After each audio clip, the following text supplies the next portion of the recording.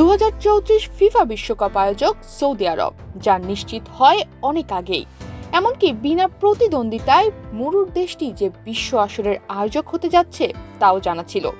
বাংলাদেশ সময় মঙ্গলবার রাতে ভার্চুয়াল ফিফা কংগ্রেসে হয় অনুষ্ঠানটি ভোটাভুটি।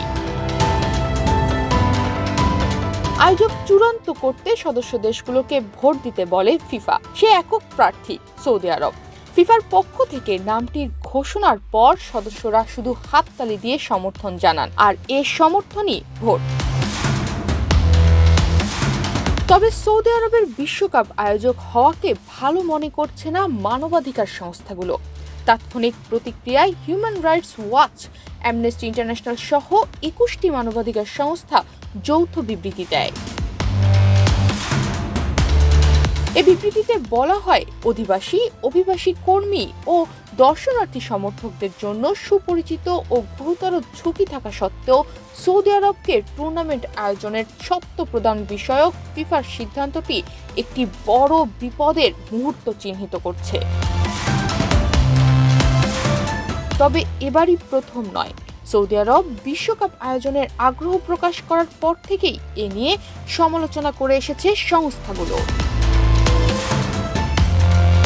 এদিকে 2030 বিশ্বকাপের আয়োজক হয়েছে স্পেন, পর্তুগাল ও মরক্কো। তবে 2030 সালে শতবর্ষে পা দেবে বিশ্বকাপ। 1930 সালে প্রথম বিশ্বকাপ আয়োজন করেছিল উরুগুয়ে।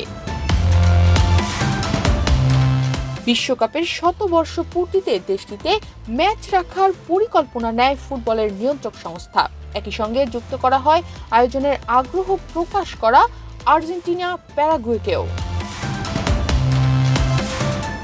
ফলে সব মিলিয়ে 2030 বিশ্বকাপের আয়োজক 6টি দেশ। ফিফা কংগ্রেসে এটিকে চূড়ান্তভাবে অনুমোদন করা হয়েছে। ফলে 2030 বিশ্বকাপের শুরুতে একটি করে ম্যাচ আয়োজন করবে উরুগুয়ে, আর্জেন্টিনা ও প্যারাগুয়ে। এরপর বাকি সব ম্যাচের আয়োজক স্পেন, পর্তুগাল ও মরক্কো।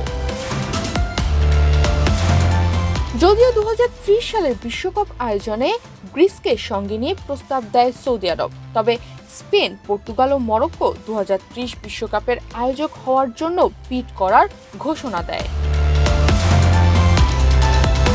এতে পরিকল্পনায় পরিবর্তন এনে 2034 বিশ্বকাপকে টার্গেট করে সৌদি। বিশ্বকাপ আয়োজকের ভোটাভুটিতে সৌদি আরবের কোনো প্রতিদ্বন্দ্বী ছিল না। এশিয়ার তৃতীয় ও আরব বিশ্বের দ্বিতীয় দেশ হিসেবে বিশ্বকাপের আয়োজক সৌদি। এর আগে 2006 সালে জাপান ও দক্ষিণ কোরিয়া বিশ্বকাপ আয়োজন করে।